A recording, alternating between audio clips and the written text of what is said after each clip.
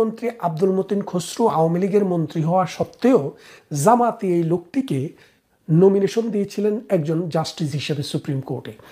পরবর্তীতে যখন মীর কাশেম আলীর বিচার চলে, অর্থাৎ জামাত নেতা মীর কাশেম আলীর বিচার চলে, তখন তিনি অবসরে যান। তো আপনারা জানেন অবসরে গেলে 1 বছর পর্যন্ত এলপিআরে থাকে যে কোনো বিচারক অথবা সরকারি কর্মচারীরাও, কর্মকর্তারা। এই 1 বছরে তাদেরকে ট্রিট করা হয় যে তারা সরকারি চাকরিতে আছে, বেতন পায়, ভাতা পায়, সরকারি বাড়ি পায় এবং অন্যান্য সুযোগ সুবিধা বহাল থাকে। তো তিনি যেদিন এলপিআরে গেলেন, নজরুল ইসলাম সাহেব, সেদিন তিনি 1 সপ্তাহের মাথায় জাস্টিস সিনার কোর্টে যখন এই যুদ্ধ অপরাধীর বিচার চলছিল, তখন তিনি গিয়ে ওই যুদ্ধ অপরাধীদের পক্ষের আইনজীবী হিসাবে দাঁড়ালেন।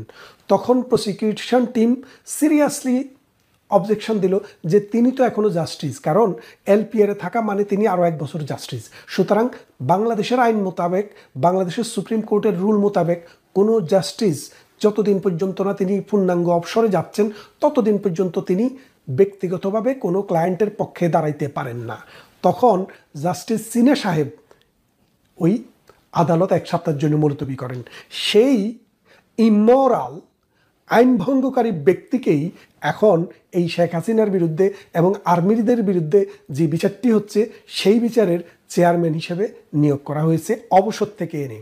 আচ্ছা, এই দুজনের পরিচয় তো আপনারা পেলেন। এখন যে জায়গাটিতে সমস্যা দেখা দিয়েছে, আর্মির যে প্রধান জনাব ওয়াকারুজ্জামান, তিনি বেশ কিছুদিন আগে প্রেসিডেন্টের সাথে দেখা করেছেন এবং তিনি চিফ জাস্টিসের সাথে দেখা করেছেন।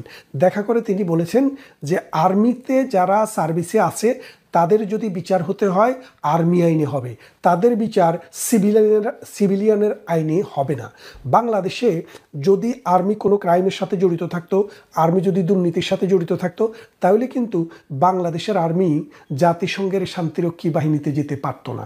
জাতিসংঘের শান্তিরক্ষী বাহিনীতে যাওয়ার পূর্ব শর্ত হচ্ছে যে যেই দেশের আর্মি সরাসরি রাজনীতিতে হস্তক্ষেপ করে, যেই দেশের আর্মি সরাসরি রাজনীতিকে ডিকটেট করে, যেই দেশের আর্মি গণহত্যা করে, মানবতা বিরোধী অপরাধ করে এবং জননির্যাতনের সাথে জড়িত থাকে, তাদেরকে জাতিসংঘ কখনো শান্তিরক্ষী বাহিনী নিতে নেয় না।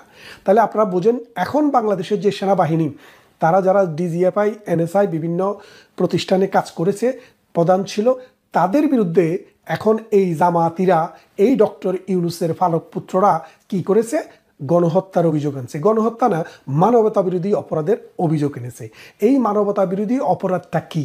মানবতা বিরোধী অপরাধ হচ্ছে এমন কোনো অপরাধ যেই অপরাধটি কোনো একটি বিশেষ গোষ্ঠীর বিরুদ্ধে সংঘবদ্ধভাবে রাষ্ট্র সিস্টেমেটিক্যালি তাদেরকে নিঃশেষ করার চেষ্টা করে।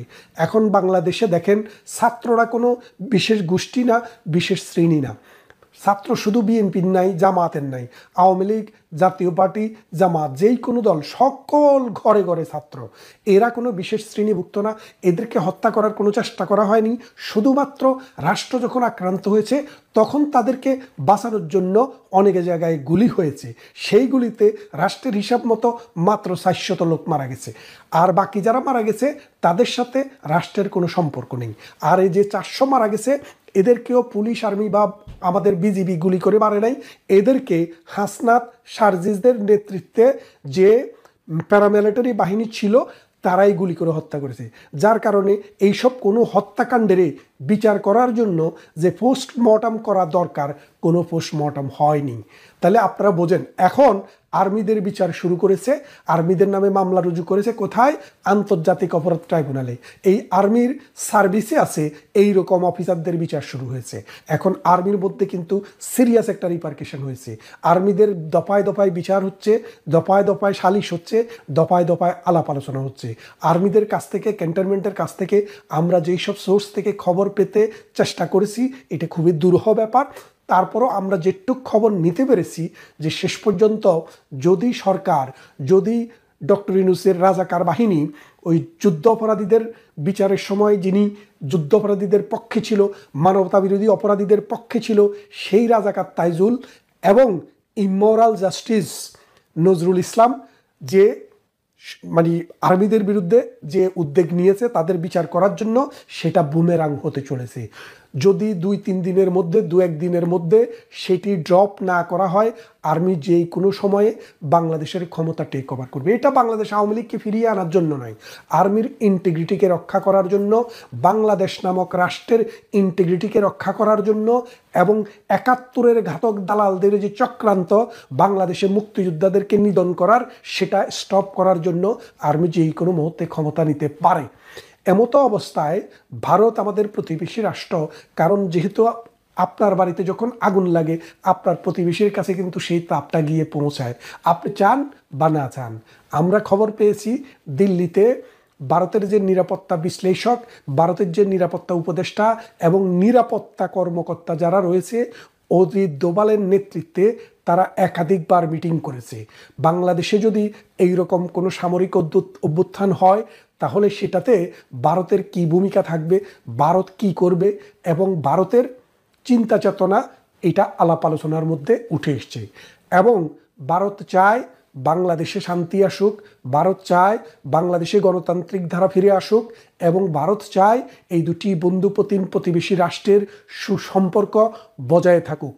কিন্তু বর্তমানে বাংলাদেশে যে ইউনূস সরকার রয়েছে, রিসেট বাটন টিপ দিয়ে, অর্থাৎ রিসেট বাটন হচ্ছে 1971 যে বাটনটি আমরা ভারতমুখী হয়েছিলাম বাংলাদেশ, কারণ 71-এর মহান মুক্তিযুদ্ধে ভারত আমাদের পাশে এসে দাঁড়িয়েছিল এবং আমাদের যেই কোনো উন্নয়ন কর্মকাণ্ডে, অবকাঠামো, ভৌত এবং সামাজিক অবকাঠামোর বিনির্মাণে, বিদ্যুৎ উৎপাদনে ভারত আমাদের পাশে এসে দাঁড়িয়েছে।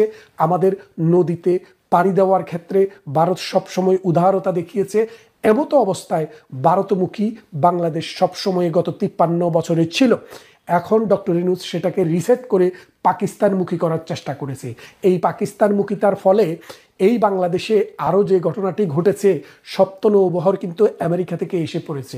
আপনারা জানেন আরব সাগরে এসেছিল 1971 সালে, কিন্তু আরব সাগর থেকে এই বঙ্গোপসাগরে আসার আগেই